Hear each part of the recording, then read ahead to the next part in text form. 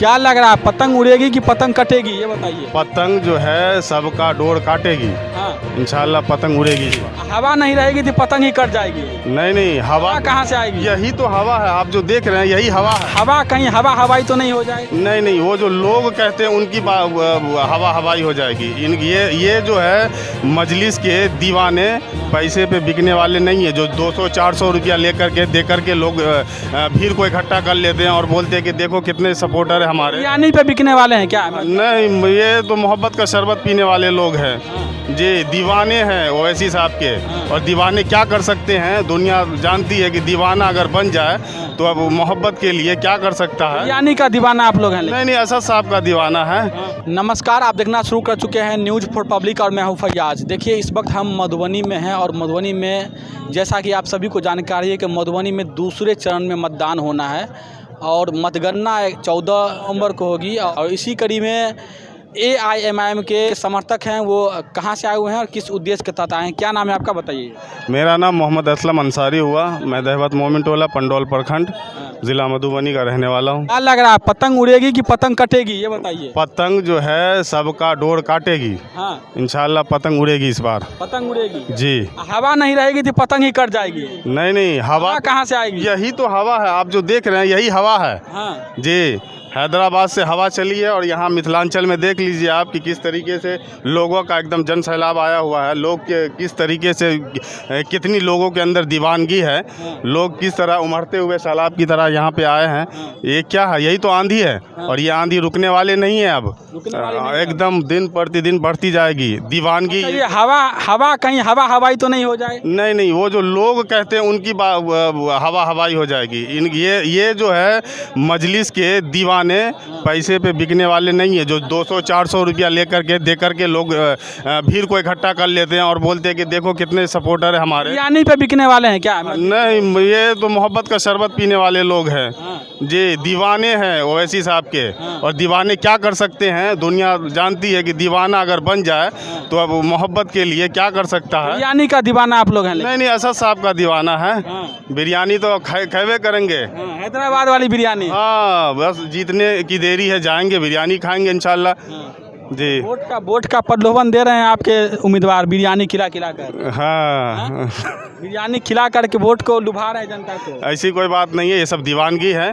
ठीक है, असद साहब से मोहब्बत करते हैं लोग।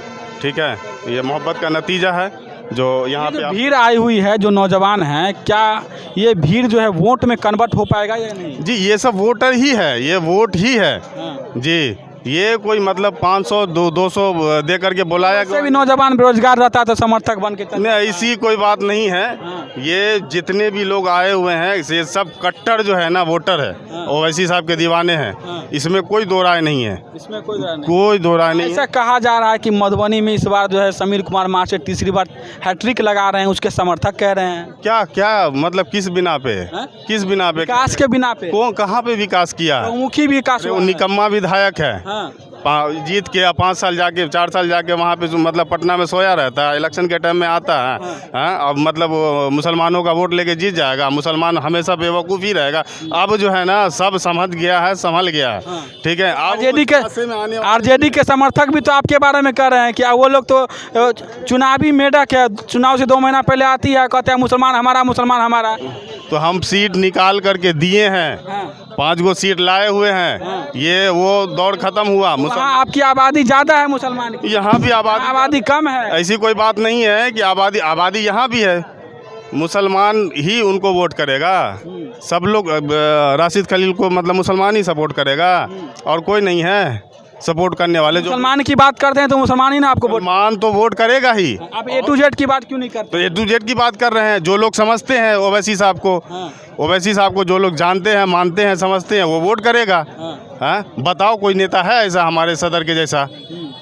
अरे हम तो बोलते हैं कि पूरे हिंदुस्तान का नेता को एक साइड रख दो, हमारे सदर को एक साइड रख दो, फिर भी भारी पड़ेंगे हमारे सदर असदुद्दीन ओवैसी साहब। उनके जैसा हमको फ़ख्र है अपने सदर पे, हमारा शान है। वो कहते हैं कि अरे मोदी के करीबी माने जाते हैं। अरे मोदी के करीबी जाने जाते हैं, वो तो आपके विपक्षी लोग कुछ भी बोल दे, मोदी के करीबी हैं तो बोलने के लिए कुछ भी बोल दे, तो वो हकीकत से कोई संबंध नहीं है। बोलने के लिए कोई कुछ भी बोल सकता है। ठीक है, तो उसको वो हकीकत से कोई संबंध नहीं। विपक्ष के ऊपर ईडी सीबीआई सब कुछ आई, लेकिन ओवैसी साहब के ऊपर नहीं वो पड़ा। अपना दामन हमेशा साफ सुथरा करके रखता है। वो कोई मोदी से मिले हुए हैं ऐसा थोड़ी ना है। हाँ। आज की पार्टी नहीं है। मोदी जी संरक्षण देते हैं ओवैसी जी को। आप बोलिए हमारा वोट बनेगा उसमें। ऐसी कोई बात नहीं है। लोग ऐसी हवाई बातें करते हैं, ठीक है। ये सब फजूल की बात है, हवाई बात है। हमारे सदर साहब एकदम अपना दामन को साफ रखते हैं, ठीक है। कोई ऐसा काम नहीं करते हैं जिससे मतलब ये उसका छवि एकदम साफ सुथरा है जी, ठीक है। सफलता मिलेगी कि नहीं? इंशाअल्लाह सफलता मिलेगी। क्यों नहीं मिलेगी? शायर कहता है कि कौनो मकां ताजीम करेंगे, जो भी कहेंगे हम दीवाने, अहले खिरत तस्लीम करेंगे। और अब की बार हम ओवैसी वाले अपना हिस्सा पूरा लेंगे। अब की बार हम ओवैसी वाले अपना हिस्सा पूरा लेंगे। जाग उठे हैं दीवाने, दुनिया को जगा के दम लेंगे। इज्जत से जिए तो जी लेंगे या जामे शहादत पी लेंगे, ठीक है। कुछ देर की खामोशी है, फिर शोर आएगा। कुछ देर की खामोशी है, फिर शोर आएगा। आज उन लोगों का दौर है, वक्त है, कल हमारा दौर आएगा इंशाअल्लाह।